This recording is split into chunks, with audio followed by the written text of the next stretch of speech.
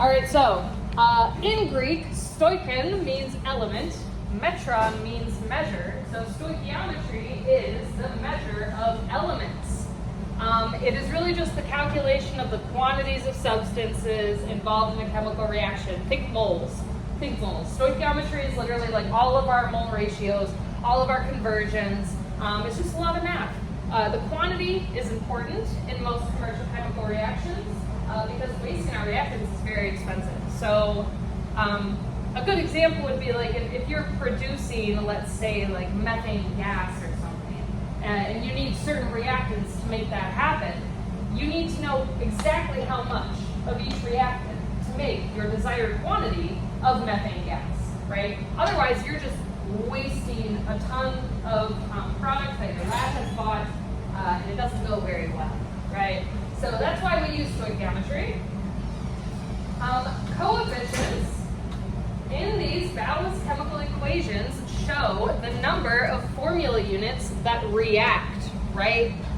So the ratio of moles of reactants to products.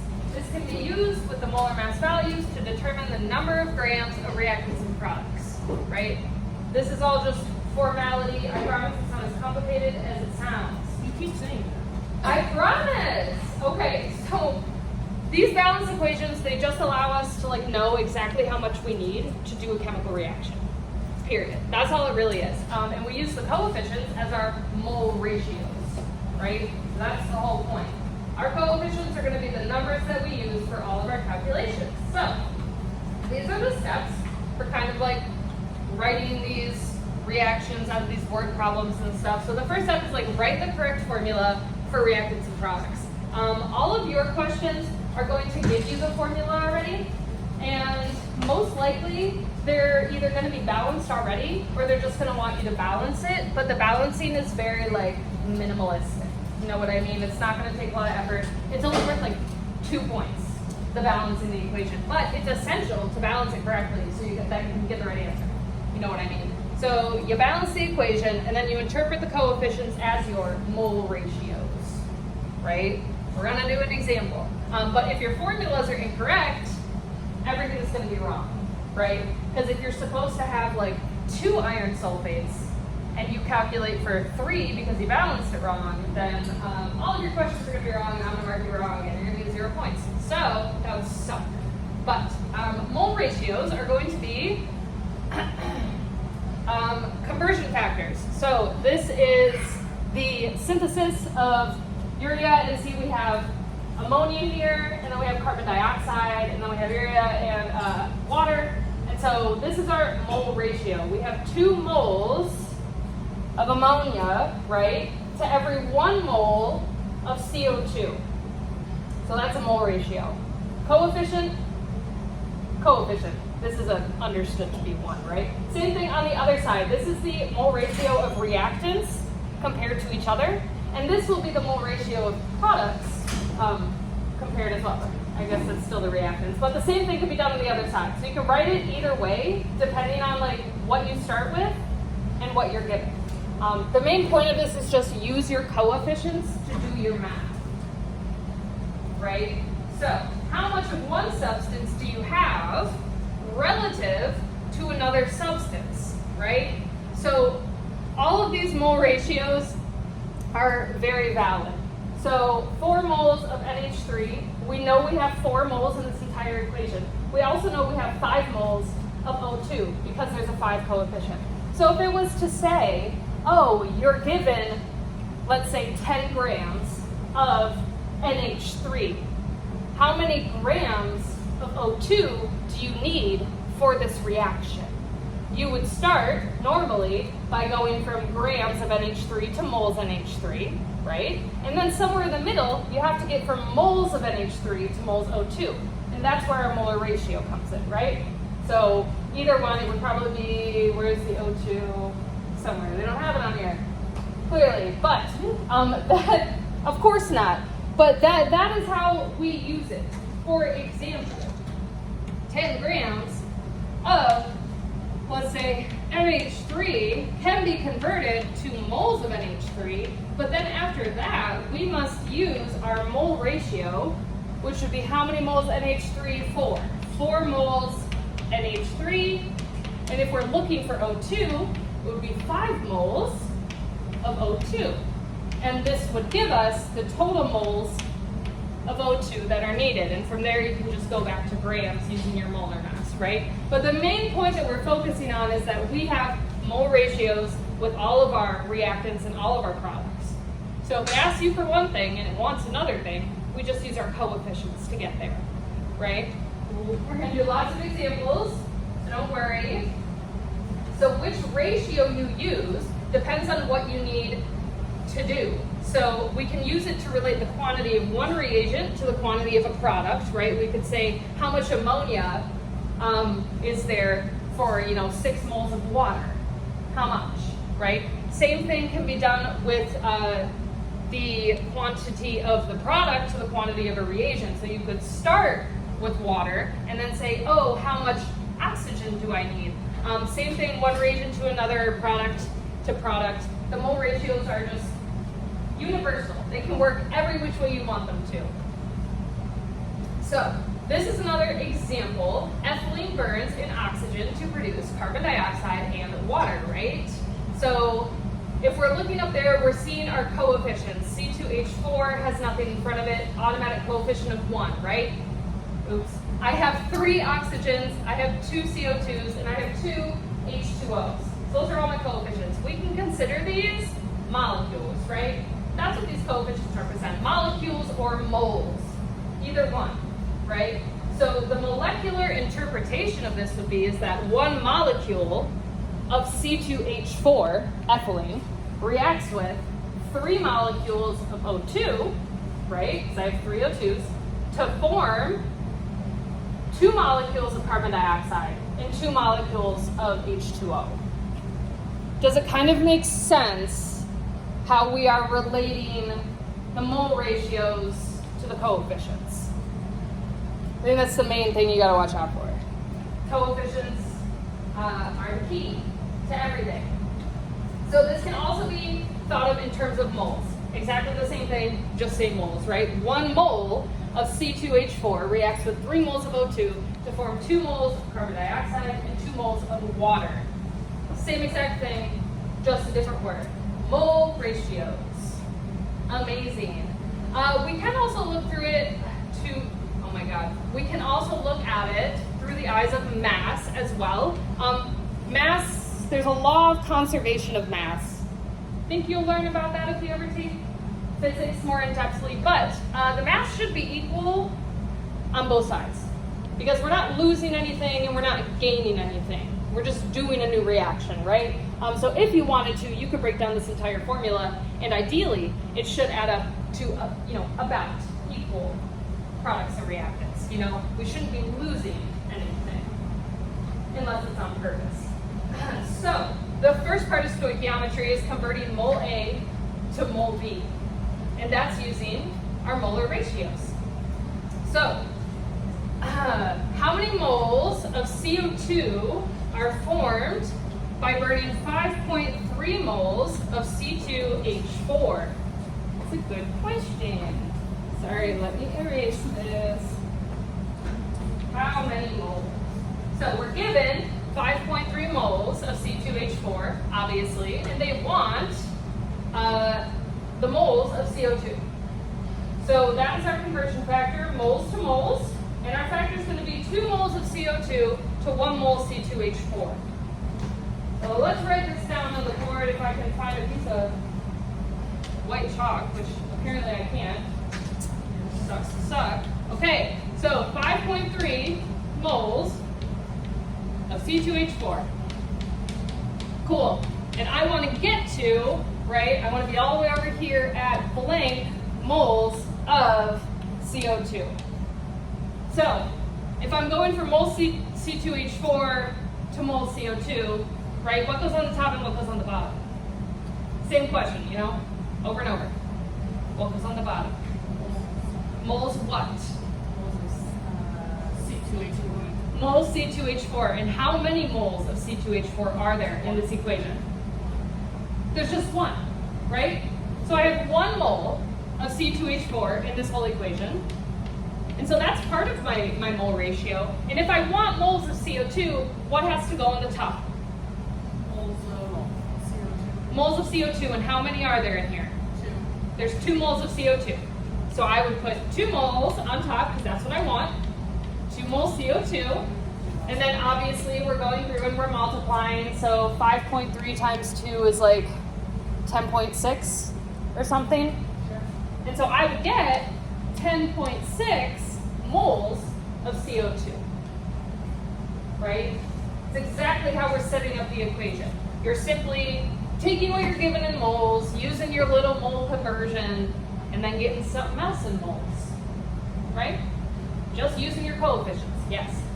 So you got to 10.6 by doing 5.3 times 2. Yes, moles. you will multiply across. So just like our molar mass problems, just multiply straight across, Is right? there ever a time where we'll be doing it also like the molar mass where we're dividing? Yes. Like we're So over that's bottom. yes. So this is just step 1 of Okay. mole to mole. We will go gram to gram, which is gonna be more steps, right? Using molar mass. Wait, quick question. Yes. Where did it get 2 moles of CO2? So look at the coefficient for CO2. Yeah, okay, but like, Yeah. so are we gonna get like that bottom part along with like the top question? Like, 'cause isn't So it just yeah, given the yeah. question? So you're going to be given all of this, but sometimes this won't be balanced, right? So always make sure that this is balanced. If you see a coefficient there, you can assume it's balanced. Most of the questions will say, oh, balance equation first, and then do the problem. So then you'll know. But you're going to be given all this, and then you have to figure out this part. You know what I mean? Trevor. Do we do anything With the denominator? Well, technically we would multiply across. So you multiply everything on the numerator, 5.3 times 2, and then you would divide by the denominator. But it's just 1. So we would divide by 1, it would still give us 10.6. See what I'm saying? If we wanted to turn this around though, say that I wanted, instead of CO2, say that I wanted moles of O2, right? Moles of O2. How would this change? How would this change if I was looking for O2? Wait, what? I'm looking for moles of oxygen. The top is What am I changing the top to? 3 O2. 3 moles of O2. 3 moles of O2, right?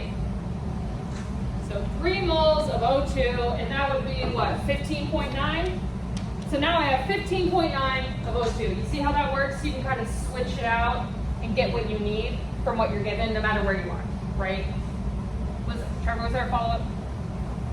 You good? Okay. So that is in general like half of stoichiometry is the mole ratios. Cool. Now we're gonna add some stuff to it. This is converting grams of A to grams of B, right? And so we're just gonna be using stuff that we have already learned before, which is going to be our molar mass conversions. I hope you all remember those from literally like last week, 2 weeks ago, right? So it is a 3-step process. The first process, you'll be given like grams. You gotta convert those grams to moles, right? Using the molar ratio. After that, you have moles now. Cool, you have moles.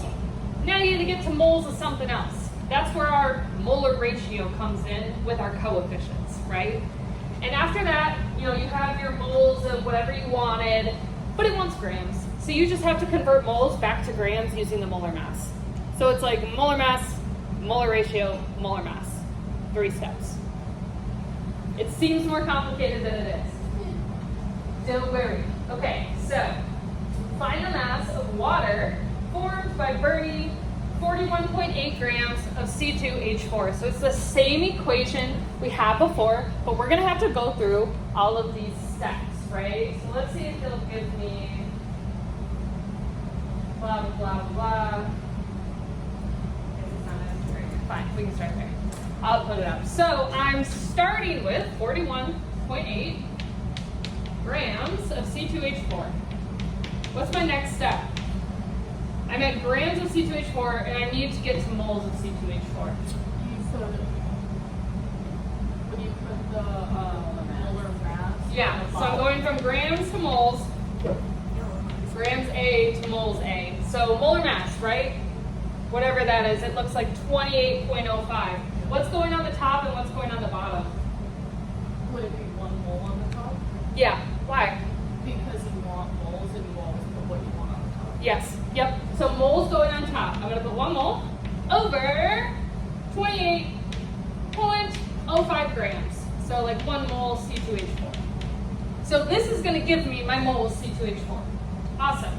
But what it's asking for is grams of water, right?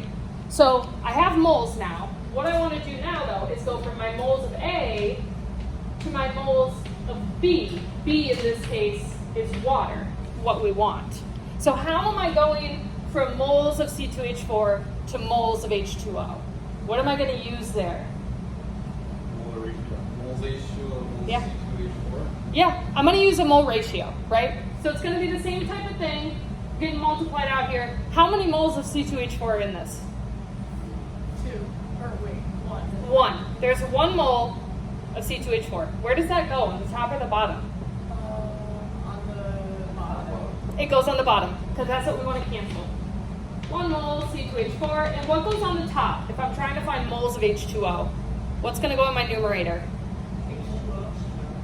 Yes. How many moles? How many moles of H2O? 2. Yeah, 2. 2 moles of H2O. This is my mole ratio. So we are halfway there already, right? More than halfway. Now I have my moles of H2O. The last thing I have to do is put it back in grams. So grams of B, which is H2O. How would I do that? How am I going to do that? Go from moles to grams of H2O. You put H2O's molar mass on the top and then put 1 mole of H2O on the bottom. Yes. Yeah, we're using molar mass, right? So if molar mass is grams per mole, and I have mole on top, I'm probably going to want mole on the bottom, right? So I'm going to have 1 mole on the bottom, and then I'm going to have 18.01 grams of H2O. Because that is H2O's molar mass. Oh my god, it's the ugliest H I've ever seen. Okay, so now our entire thing is set up. Look at that, it's beautiful. Grams to moles to moles to grams. When we multiply it all out, we're getting our number. Grams of H2O, which is, let's hope, 53.7. I didn't want to have to do all the math, sorry. 53.7 grams of H2O. This is a perfect example of a test question. You know, it's exactly what you'll see on the test. Is it'll give you something in certain units and ask for something else in certain units. Anybody confused about any of this process? No? Solid. Nice. Okay, well, moving on then, theoretical and percent yield. Kind of the same thing, just different names. Okay, different names is all. Theoretical yield, I believe that this is, what is it? One of the vocab words. But this is the amount of product formed from a complete conversion of a given amount of reactant to product. So basically, it's our answer. This is the theoretical yield of water. Okay, that's it. So if it asks you a question and it's like, oh, calculate the theoretical yield of H2O in the like combustion of ethylene gas or whatever, well then obviously it's going to be like, oh, I'm just doing my grams to moles and moles to grams, you know?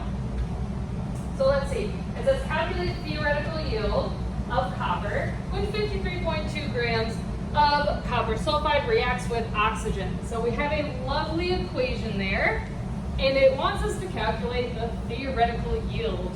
So how would I start this problem? What would be the first thing I'm gonna do? 53.3 grams of CO2. Yeah, that's a pretty solid step. So 53.2 grams is where I'm starting. 53.2 grams of Cu2S. And we're going from grams to grams, right? So that requires many steps. Grams to moles to grams. So my next step will be going to moles. So what do I have to do? Put 1 mole on the top and find Yeah, I have to put 1 mole on the top and find the molar mass. Multiply by your molar mass. Cu2S, I think it said it was like 159 or something. We'll just put that up. So I got 159.2 grams, and I have 1 mole of Cu2S. Cool. So that'll give me my moles. Awesome. So now I need to go from moles Cu2S to moles of oxygen. So what am I going to multiply by now? What's coming next? Wait, moles of oxygen. Does it want moles oxygen? Oh, sorry, copper. Moles copper. So we have to go from Cu2S just to copper. So you would do 2 moles of copper on the top and then the molar mass of copper? No. Oh, This is our molar Cu2S ratio on part, top. right? Yeah. So this is our molar ratio step. Molar ratio. My English sucks. Sorry. But, so, I just want to figure out what the molar ratio is. How many moles of copper 2 sulfide are going to be in this? 2. And how many of copper? Wait, are you sure? Are we sure about that? Wait, so 2 copper. Yeah. So it's 1 copper sulfide and then 2 copper. So this is our mole ratio. Now you just have to put it correctly in our dimensional analysis. So if I have copper 2 sulfide, what's going to go on the top and what's going to go on the bottom? Yeah. Copper sulfide's going to go on the bottom so it can cancel out. I have 1 mole, Cu2S, and I have 2 moles of copper. Cool. So now I have moles copper. Awesome. But it's asking for the theoretical yield, and theoretical yield is always in grams. So how do I convert my moles back to grams? Molar mass, right?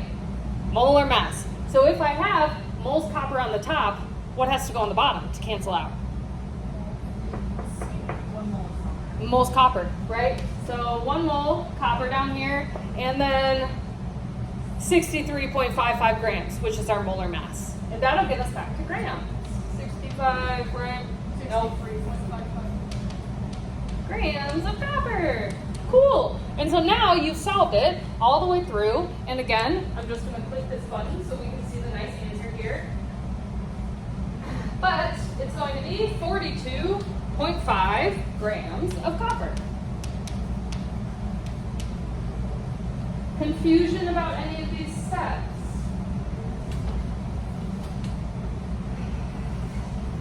Tell me now. Tell me now, people. more practice. More practice? Yeah. There's plenty of practice problems. I haven't known what's going on since like the last 2 weeks. Yeah. Super random. Okay. Well then, that is our theoretical yield. So just remember that anything that says like theoretical yield is just going to be this process over and over again, right? So, but on top of that, theoretical means that it's theoretical. We also have an actual yield, which is what you find out from actually doing the experiment, right? So theoretically, if we did this experiment, right, sure, ideally we would get 42.5 grams of copper, but in reality, we might get like 37. You know what I mean? And so that's just what happens during an experiment. It doesn't always turn out perfectly. And that's totally fine. But if we want to calculate the percent yield, then we're going to have to take both of those numbers and do some math. So this will be given to you, but the percent yield formula is your actual yield. So whatever you got in lab from like doing an experiment, right, over the theoretical yield, which is whatever you calculated, times 100. So if we were going to say, usually also the actual yield is like most times lower than the theoretical. So you're always going to get something that's like under 100%. If it's over 100%, you fucked up. You messed up. You messed up. But, so if I want to do percent yield of copper, let's say my actual yield of copper, let's say it was like 35. So I got 35 grams of copper when I did this experiment. So now I want to calculate my percent yield, right? So I'm just going to put 35 over here. So percent yield equals 35. That's my actual over my theoretical, 42.5. And then we multiply by 100. And that will give me my lovely percent yield. So let me just do it real quick. 100. Okay, and that's 82.3%. That's pretty good. That's a pretty good percent yield, I'm not gonna lie. So 82.3%. Pretty good yield. You're never gonna get 100%. That's okay. This is the best it is, right? Pretty simple though. Did we do this in our lab? Or no? Did we? I think we did this. Yeah, we did percent yields in the last lab, right? Yeah. It was just worded differently. Yeah. Okay. But this is percent yield. You already saw it in lab for those of you that take the lab, right? Sig figs, I like 3, you know me, but they are limited by the actual theoretical yield. So if you have like 2 sig figs in your actual theoretical yield, you're probably gonna have two sig figs in your percentage, which is fine. Totally chill, but comparisons. So I think both of these are going to be test questions. I just can't remember in what capacity, but theoretical yield is always going to be calculated. Something calculated, lots of math. It's going to be a larger number than the actual yield. Just predicted on paper, supplied or calculated, either or. But for actual yield, usually, I mean, obviously for testing purposes, it'll give you an actual yield and ask you for percent yield. But it's something that we find in the laboratory, right? You actually have to do the experiment to get it. Pretty chill. Okay, percent yield practice. Let's try this. A student determined the theoretical yield for a reaction to be 25.3 grams. The student's actual yield was 17.95. Determine the student's percent yield for the reaction. So I'm setting it up. What's going on the top and what's going on the bottom? What goes on top? 19.95. Yeah, so 17.95, because that's the actual yield. And what goes on the bottom? Theoretical. Yeah, which is? 25. Yes, 25.3. And then what do I have to do to this?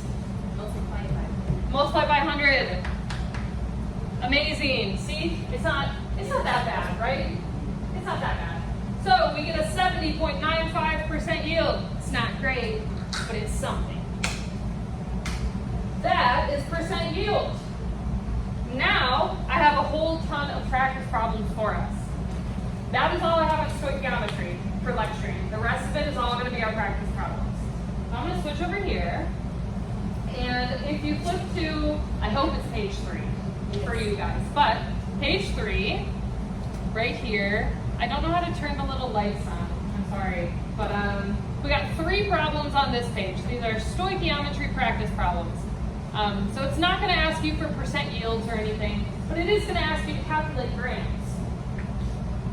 So I would like you guys to give this a try, and then we will do it together. And I have lots more on that. Oh, look at that. That's lighter, right? Okay.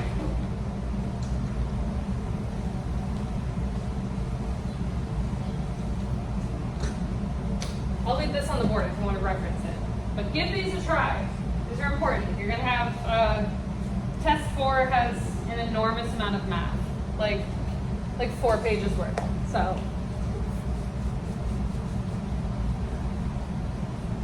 I think they are all balanced, so don't have to worry about that.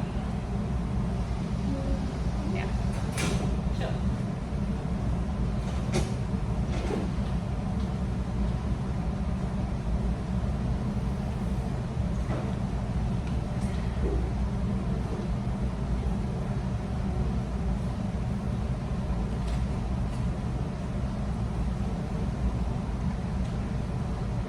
Yeah, we'll do these.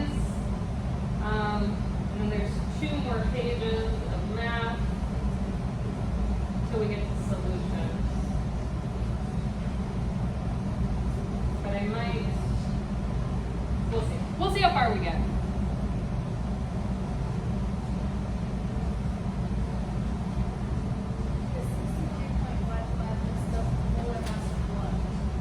Of copper. That's the molar mass of copper.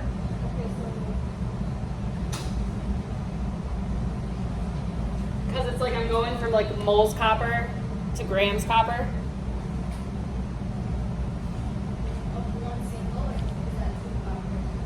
It's just one. Yeah, just one. The mole ratio kind of takes care of multiples. It's all good. Just one.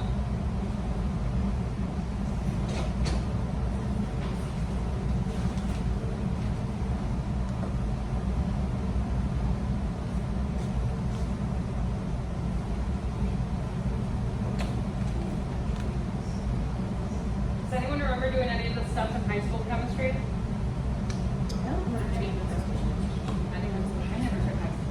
That's what I'm saying. So I could be like, I remember being so bad at this in my high school chem course. It pissed me off to no end.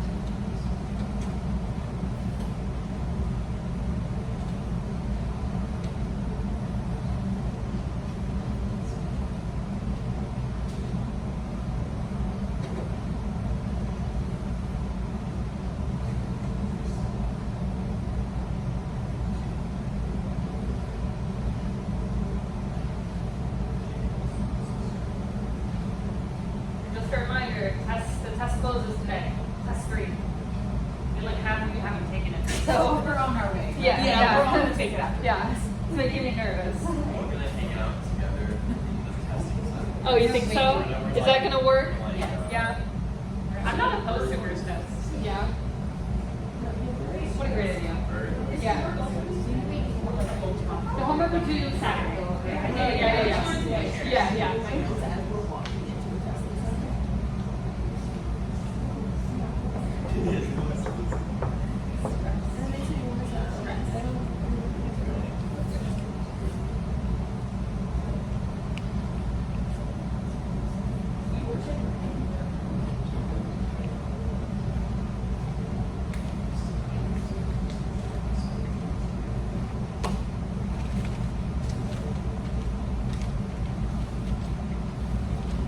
I think a good place to start with these would be like get your molar mass. You know what I mean? Like get your molar mass not only for like what it's giving you, but also for like what it's asking you for. A good place to start.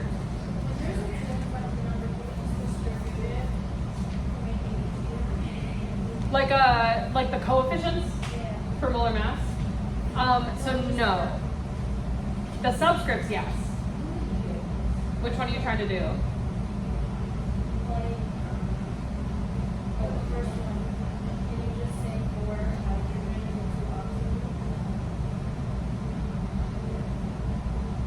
Yeah, but it would be like two hydrogen and 1 oxygen.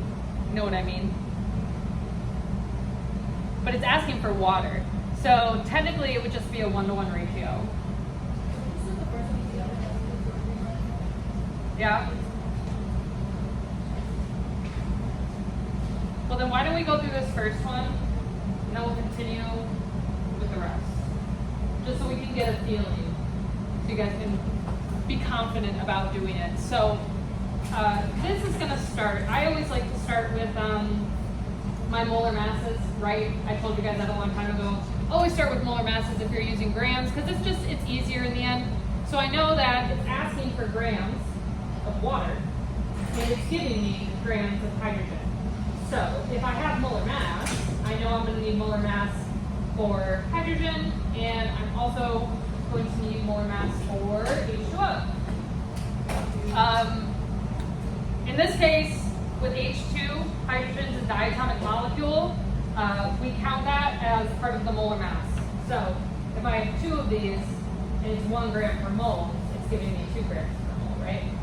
And I know this already is like 18.01 grams per mole. Everyone knows where we got that from, right? The molar mass of water? Yeah, okay. We can calculate that. Cool. So I have these.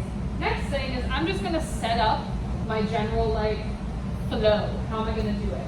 I'm given grams of H2O, and I need to get to grams of H2, and I need to get to grams of H2O. So grams H2 to moles H2, then I'm going to go to moles H2O, then I'm going to go to grams H2O. Right? So that is my path. That's how I'm doing it. Would you like me to do it up here, or do you want me to do it in like steps? Up here, I think like this is the usual way we do it. We could break it down into steps, but whatever. So let's start with this first one right here. I'm going to start with what I'm given. So 4 grams of H2, and I want to get to moles.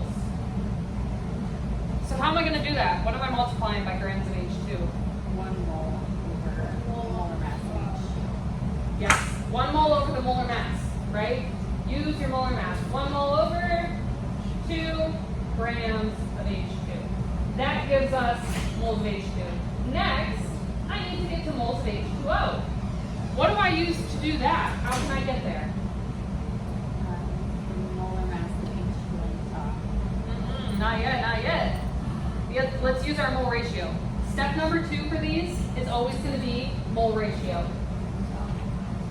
So let's just say, like, over here, what is my mole ratio? I know I'm using water and hydrogen. How many hydrogens? Moles of hydrogen? 2. Yep, so there's 2 H2s. How many H2Os? How many water molecules?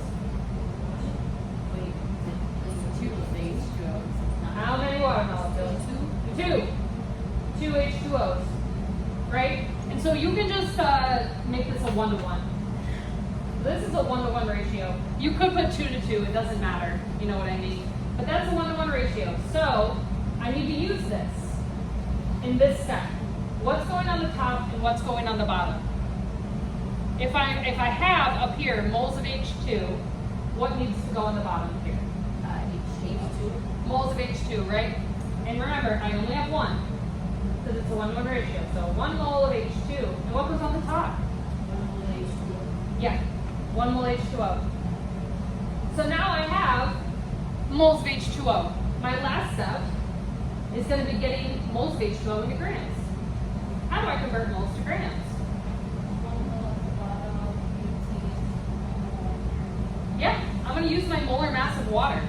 So if I have moles on top, I'm going to want moles on the bottom. And I'll put my 18.01 grams of water on the top. And when I multiply this all out, 4 times 18 divided by 2, I get 36 grams of H2O. And that is my answer. Does that make sense? Why are we finding the 2? Huh? There's 2 grams of H2. Yeah, so this is the molar mass of diatomic hydrogen, right? And so this is our original conversion there. It's 2 times 1 times 1. It's just 2 at the bottom. Does this make sense? Not even a little bit? That's concerning. Yeah, that is concerning. We can do it a little way, different way for the next one. Try to make it make more sense. All right, so give the second one a try. Second and third one. We'll go through it, okay? It's important that we know how to do it. Because this stuff will keep popping up over and over and over again.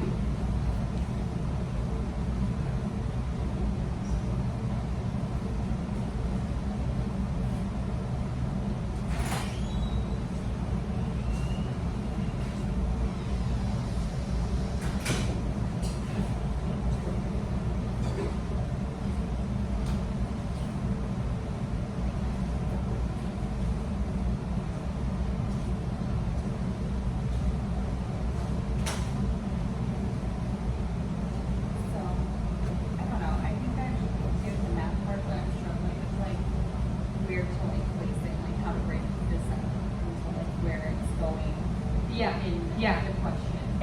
It's kind of confusing when it's written out like that. Because like You once know what I mean? once it's there, like I can do the math on it and that's fine. But like How do you, like, what do you put in it? yeah. Yeah, yeah. I mean you're trying to go through like the grams, moles, grams, and I'm still like, Yeah. I don't know. It's hard, yeah, it's hard, especially like just seeing it for the first time. You're like, what the heck does this mean? But no, I'm gonna break it down step by step so that we can all do it. Because that was how I learned. I was like, this makes no sense. The dimensionalities didn't make any sense to me. I was like, why don't we just do it like one calculation by one calculation? Doesn't that make more sense? But that's what we'll do. Do we need more time for attempting number 2? Alright, then let's go over it. I'm gonna break this one down in a way that might be slightly easier. We'll see. So, reading the question, how many grams of potassium nitrate are needed to produce 50 grams of oxygen gas according to the following equation? Equation's balanced. Cool. It's asking for grams of potassium nitrate. Which one is potassium nitrate? Yes, so this is potassium nitrate. And it's asking how many grams of this are needed to produce 50 grams of oxygen gas. So these are the two things that we're going to need to know our molar masses for, right? So first thing I'll do is I'll get my molar masses, and I need one for potassium nitrate, so KNO3. Potassium will be about 39. There's one of them, so that's 39. Nitrogen is 14. Oops, 14 times 1, that's 14. And then oxygen is like 16 times 3, 48. Add those together, and I'm getting 101 grams per mole. So that's the molar mass of potassium nitrate. Any confusion covered? With the 2? So we will use it. That's what we use in the mole ratio. But when you want like molar mass of a compound, don't include the coefficients. Only the compound itself. So like subscripts like KNO3, 3 oxygens, but like don't count the coefficient, right? Because no matter how many moles of that compound there are, the mass of the compound is the same. You know what I mean? Yes. Do not use the coefficient for getting molar mass, right? Okay, the next one we're finding the molar mass of is O2, and that's just, going to be 16 times 2, which is 32 grams per mole. So I have my 2 molar masses. Awesome. The next thing is I need to go step by step, right? So I know I'm starting with grams of oxygen gas. Grams O2, it's going to go to moles O2. Moles O2, it's going to go to moles of potassium nitrate. And then moles of potassium nitrate will go back to grams of potassium nitrate. Those are our steps. They're going to be the same every single time, obviously just with different compounds and elements and stuff like that. But I'll break it down. We'll go step by step this time. So this is step 1. Step 1, I need to convert grams of O2 to moles O2. So start with what you're given. 50 grams of O2. How do I get it to moles?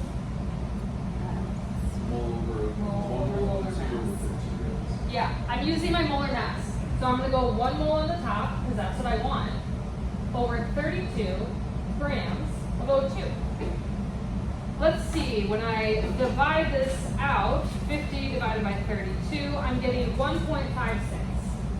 So now I have 1.56 moles of O2. Awesome. So now I'm going to move on to step number 2. Step number 2 is converting moles of O2 to moles of KNO3. And so I'll just write here, like we're using molar mass. Molar mass, oops, can't see it. Molar mass. Step 2, we're using mole ratios. So take this answer, bring it down here for step 2, 1.56 moles of O2. And I want moles of KNO3. So what is our mole ratio here? How many moles of potassium nitrate are in this formula? Or 3? It's 2. Look, I have 2 KNO3s. And how many O2s do I have? I only have 1. I have 1, just 1.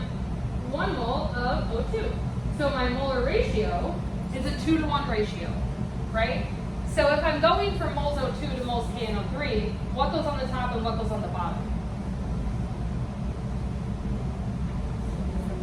You go on the bottom. Yeah, so mole O2 will go on the bottom, right? Yeah. Because I want to cancel those. So I want moles O2, and how many moles of O2 do we have? Just 1. Okay, and so on the top, that's where my KNO3 goes. How many moles of KNO3? 2. 2 moles KNO3. So that's it. That's all we have to do. Multiply this out, right? So I'm going to go 1.56 times 2 is giving me 3.12 moles of KNO3. Awesome. So that was step 2. We're 2/3 of the way there. The last step is just converting my moles back to grams, which will be using my molar mass. So this is another molar mass. Bring this down, 3.12 moles, KNO3. And what am I multiplying by to get it back to grams? What's on top, what's on bottom? The molar mass on top. Yeah, so my molar mass in grams will be on top, right? And I got my molar mass, so it's 101 grams, KNO3, over 1 mole, right? And so we see that the moles cancel and we get grams. So if I multiply this out, I'm getting 315.12 grams of potassium nitrate. And that is my answer. That's better? That's better. Yeah, this is easier to understand, right? Feel free to break it down into steps like this.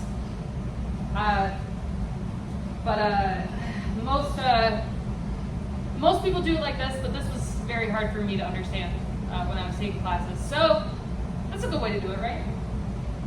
Yeah? We feeling better? Okay. Can you guys try this third one, like using this same method, see what you get, and we'll go through it, and then we'll take a break. But don't leave, because we're coming back. So try this third one first, and then we break.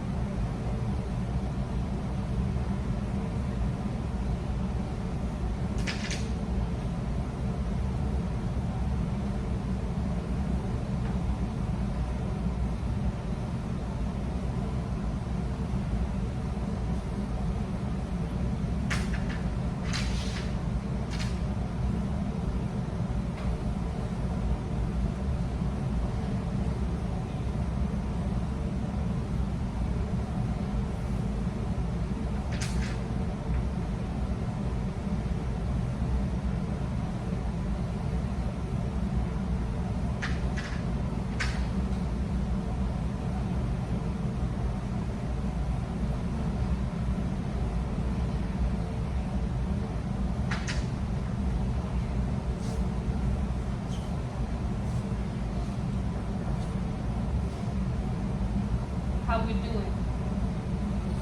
I almost knew it the first one. Ah. You stuck anywhere?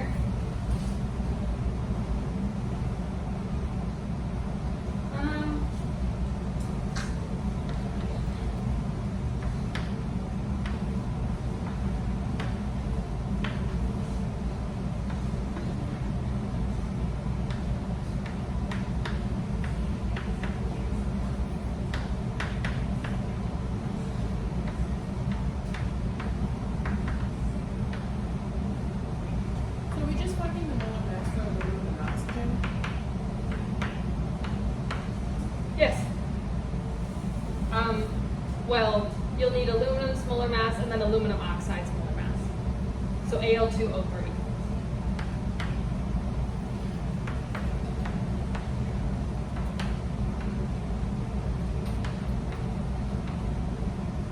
I don't know if this helps at all, but these are the 3 steps and what you should be multiplying. You know what I mean? Where it's supposed to go.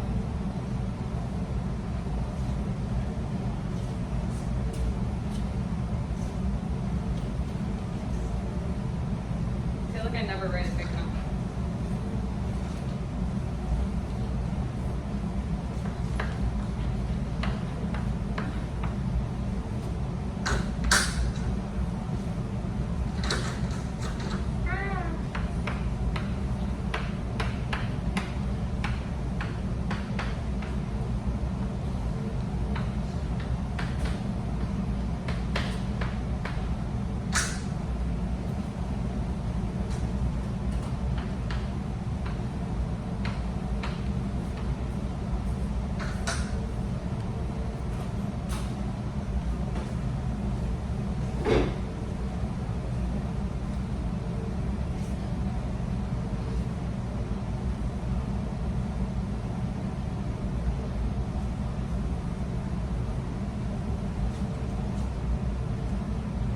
I'm desperate for at least one of you to finish it. Someone give me what they got. What'd you get? 67.55. 60 what? 67.55. Close, but not quite. Lean. What'd you get? Okay. Fair. It's way off of that. Yeah. That's alright.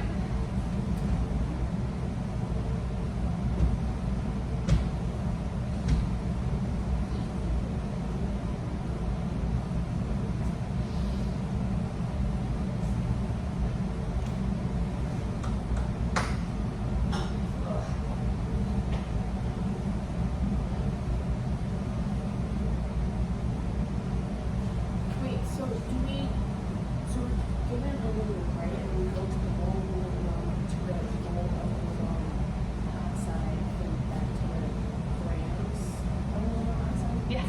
Okay. Yeah, that's the flow. And just follow these steps. Try your best. Are we at 4 aluminum grams? Is it 4? Yeah, yeah. So there's So I do 4 times 26.98 to get the, like what we did, how we did 60 times 2 to get 32 grams of O2. oh yeah. So aluminum, well it asks for the molar mass of aluminum, right? You don't need to multiply that by 4. There's only one aluminum, so just take whatever that is. Yeah. 67.55. I got 60.69. You're right. You're just off by 7. That's it. I don't know I how. was trying to figure out how, because okay, so it's 32 grams of aluminum is what we're starting with, right? Yeah. And then it's 1 mole of aluminum is 27 grams, so I'm just rounding it. Yeah. Okay, and then it's 1 mole of aluminum oxide, 2 moles aluminum. Yeah. And it's 114 grams to 1 mole of aluminum oxide. That's where you're wrong. So the aluminum oxide molecular mass should be 101, like 101, 102. What are you getting? Well, it's 2 aluminums, which is 56. No.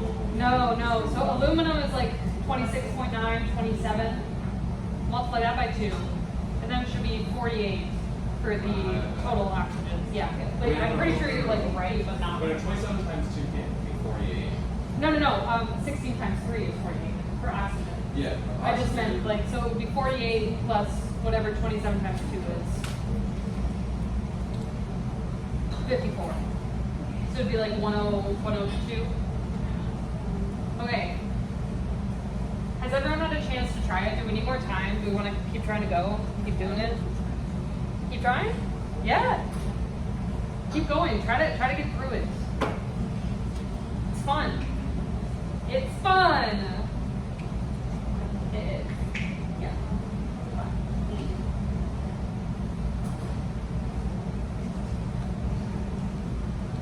I'll tell you, like this is a perfect example of like a test question. The way you put it this way, it's so much better than Yeah. Yeah. Yeah, can we go over this one? Yeah. I'll do it just like that one. So is that the second part is the ratio of 1 to 2? Yeah. And you could even reduce that, and it could be like a 2 to 1 or whatever. But you can use Okay. 4 and 2. It doesn't matter. What was the answer? I don't know how I got there, but if you got this, then like you got something after. I have this lesson. I have a list. Same.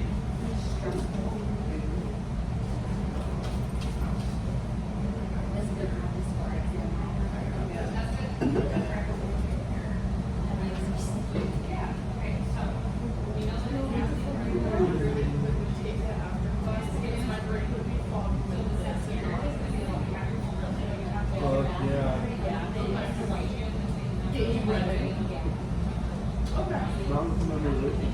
There's a little bit of math on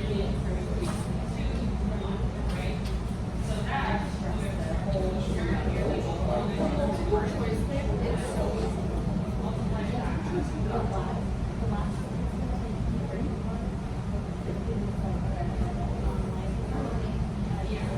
Yeah, so we're starting with this one.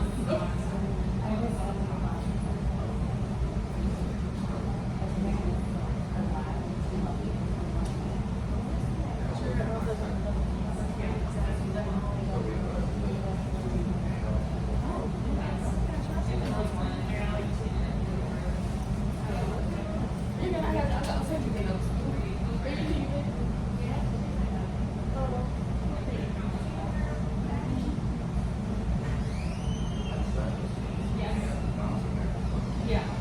Yeah.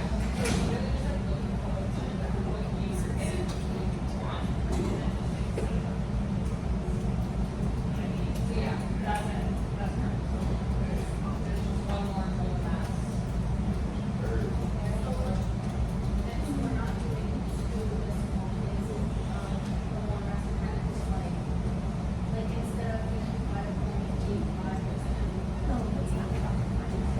Whatever you want. I lost it. I thought I had it. Yeah, and all of these questions are in your. I missed so much part of the Yeah, project. so all this, yeah. Yeah. In around. Oh yeah. Yeah, that's amazing, isn't it? Yes, it's all right. Yeah. Good job. Yeah. Yeah, I got lost. That's some good stuff.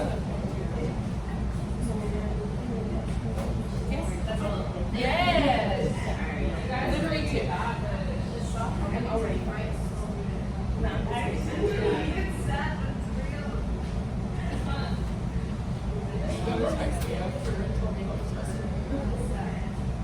Yeah.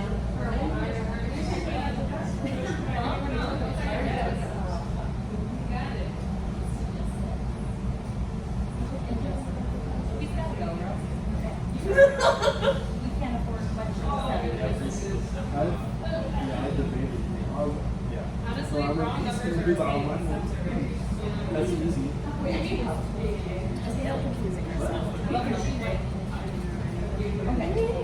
I was. I just simply no. I worked as a maid as engineer, made fucking Jeeps drive themselves for 3 years. Yep. Never So made just like an ounce of however many money. moles of the So I did it without the big man. I was like, okay. They Yeah, have I one in my was house. confused. Go back to school. Yeah.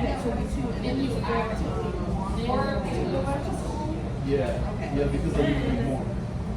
The top, I multiplied this by 2. Yeah. Which And is then you 1 just point. divide by 4. Which is just so it's still not going to.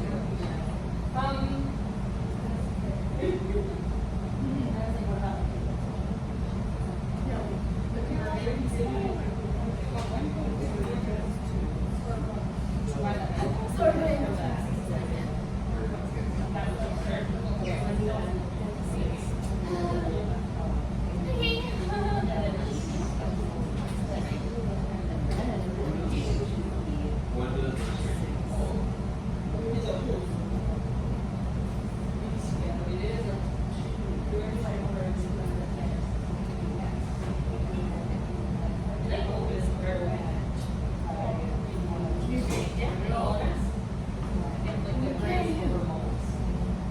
Okay.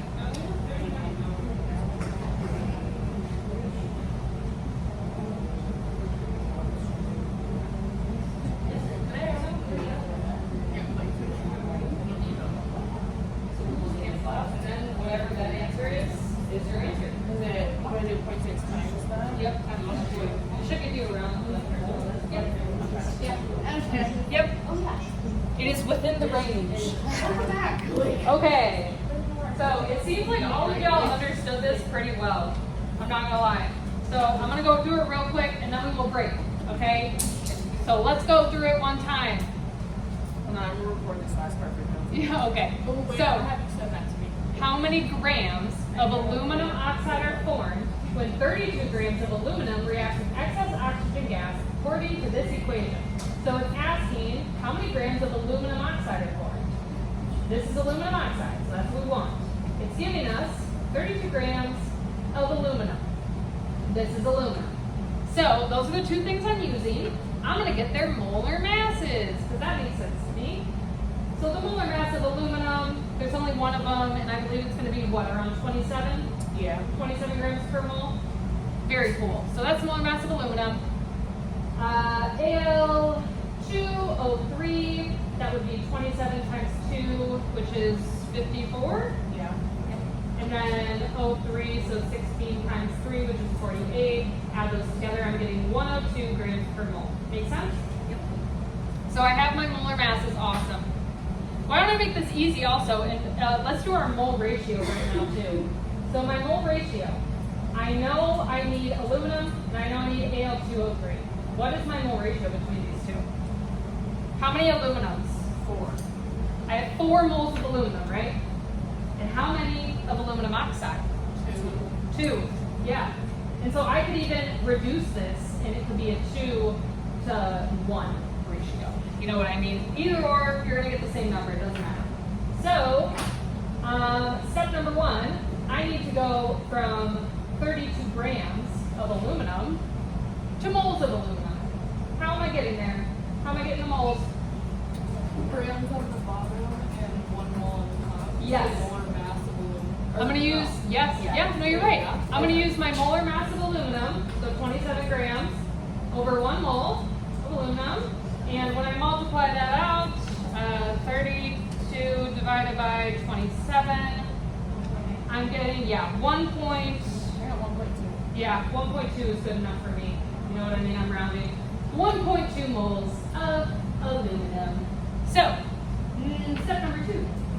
I need to go from moles of aluminum to moles of aluminum oxide. So I'm going to bring down my moles, 1.2 moles of aluminum. And here I want to use my mole ratio. What's going to go on the top? 2 moles of aluminum oxide. Yeah, 2 or 1 mole of aluminum oxide. So I'm going to use the original numbers. 2 moles Al2O3. And what goes on the bottom? 4 moles of aluminum. 4 moles aluminum, right? 4 moles aluminum. So, if I multiply all this out, 1.2 times 2 is 2.4 divided by 4. That's giving me 0.6. 0.6. How lovely. And that is 0.6 moles of Al2O3. My last step now is just going to be to go back from these moles into grams. So 0.6 moles Al2O3. How am I getting this into grams? 20 total molar mass. Yeah. I'm going to use my total molar mass over here. I'm going to have 102 grams on the top, right? And then moles on the bottom. If I multiply this out, 0.6 times 102, it's like what? It's 60, 61, somewhere around there? 61.2. Yes. So 61.2 works. My original answer sheet said 60.60, which is totally fine within the range. It's just depending on how you round it. But, so the answer would be around 61 grams of Al2O3. Does this make sense to everybody? You all did fairly well with it, right? Like, you got it. You got this And I stuff. think once we got the steps, we were good. Yeah, It the was that steps first is one the we steps did. is key. Yeah. Okay, so let's break for like 10 minutes or so, and then I really want to come back and I want to try to get through these problems, these next 2 pages. Okay. So break, do the thing, come back, and we will continue working. Yeah. I think question 1 on page 5 is wrong. Oh, question 1 on page 5 is wrong. That's correct. It should be if 25 grams of